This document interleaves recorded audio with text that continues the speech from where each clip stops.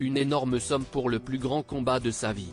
Depuis plus d'un an et la perte tragique de son fils Antoine dans un accident de la route, Yannick Aleno se bat, au travers de son association pour récolter des fonds et soulager la douleur de ceux qui vivent la même peine que lui. Et en ce début décembre, CIST une vente aux enchères colossale qui a dû lui remonter un peu le moral. À quelques jours de son 55e anniversaire, CIST une nouvelle qui devrait faire plaisir au chef Yannick Aleno, organisée en ce début décembre au profit de l'association qui porte le nom de son fils Antoine, tragiquement décédé. La vente aux enchères mise en place par les propriétaires de Château Mouton Rothschild a déjà rapporté une énorme somme. En effet, comme l'ont annoncé les membres de la famille Rothschild, notamment l'ex-compagnon de Carole Bouquet, Philippe Serret de Rothschild, et sa sœur Camille, la vente des 6 bouteilles du millésime du Château Mouton Rothschild 2021, illustrée par l'artiste japonaise Chiharu Shiyota, a rapporté plus de 237 500 € à l'association.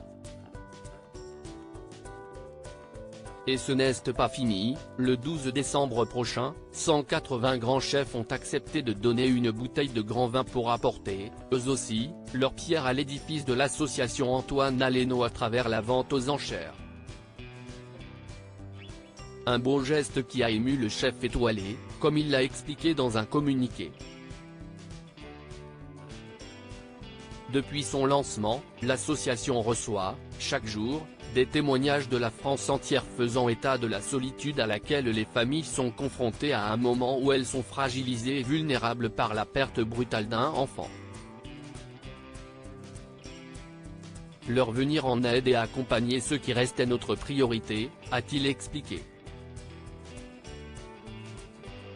Toujours autant de peine. Il faut dire que depuis le 8 mai dernier, et la mort de son fils Antoine, 24 ans, jeune chef renversé sur son scooter en plein cœur de Paris par un chauffard récidiviste, le chef a du mal à se remettre sur pied. On vit avec. Ou plutôt on vit sans. Je suis encore en colère, a-t-il notamment confié à nos confrères du Figaro. Peut-être légèrement soulagé de sa peine par cette jolie somme et ce beau geste de ses collègues chefs, qui n'ont visiblement pas oublié le jeune homme lui aussi devenu chef avant son décès, il sait que tout cet argent servira à aider ceux qui sont aujourd'hui dans la même situation que lui. Voulant notamment éviter aux familles endeuillées les heures d'attente à l'Hôtel-Dieu, le passage à la morgue, ou encore ce terrible moment où il n'a pu voir son fils qu'à travers une vitre, il essaye, par cette association, d'atténuer l'accumulation de souffrances. Les chocs successifs. Et espère que les choses changent à l'avenir.